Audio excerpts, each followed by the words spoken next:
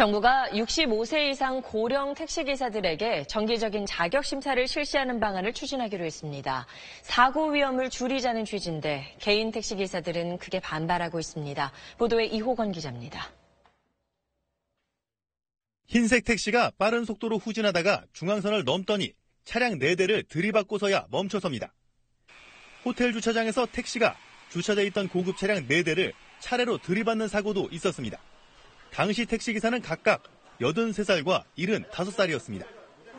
현재 개인 택시기사 4명 가운데 1명은 65세 이상 고령자입니다. 그런데 이런 고령 택시기사의 사고 건수는 65세 미만 운전자보다 1.5배 많습니다. 고령자가 모는 택시 타기가 불안하다는 시민도 늘고 있습니다.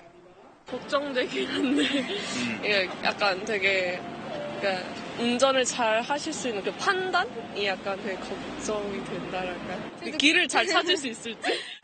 실제 한 설문조사에선 응답자의 88%가 사업용 차량 기사의 적성 검사가 일반 기사보다 더 엄격해야 한다고 답했습니다. 국토부는 3년 뒤 2020년이면 전체 개인 택시 기사의 절반이 65세 이상 고령 기사가 된다며 이르면 내년부터 이들에 대한 자격시험을 의무화하겠다고 밝혔습니다. 65세 이상은 3년에 한 번씩, 70세 이상은 해마다 시험을 봐서 기준을 넘지 못하면 영업을 제한하겠다는 겁니다. 하지만 생계가 걸린 기사들은 강하게 반발하고 있습니다. 컴퓨터로 인해서 시뮬레이션으로 해가지고 2가지만 떨어져도 생계를 위협하는 살생부입니다. 택시 운전하지 마라 이게. 그러면 우리는 어떻게 먹고 삽니까? 개인 택시 기사들은 정부의 자격심사제가 실행될 경우 즉각 대규모 반대 집회를 열겠다고 공언하고 있습니다. 안전과 관련이 높기 때문에 고령자 자격 심사를 택시기사들도 무조건 거부하기는 힘들 것 같은데요. 네, 사실 이 개인 택시 기사들도 자격 심사를 아예 안 받겠다는 건 아닙니다. 이 늘어나는 고령 운전자의 대책은 필요하다고 공감하고 있는데요.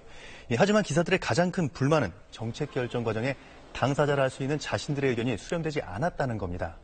조합은 심사제는 시행하더라도 이 검사기기에 익숙해질 수 있는 유예 기간을 달라고 주장하고 있습니다. 네, 다른 나라들에도 비슷한 자격 심사가 있죠. 네, 독일이나 프랑스, 영국에선 택시기사 같은 사업용 자동차 운전자는 5년마다 자격 심사를 하고 있고요.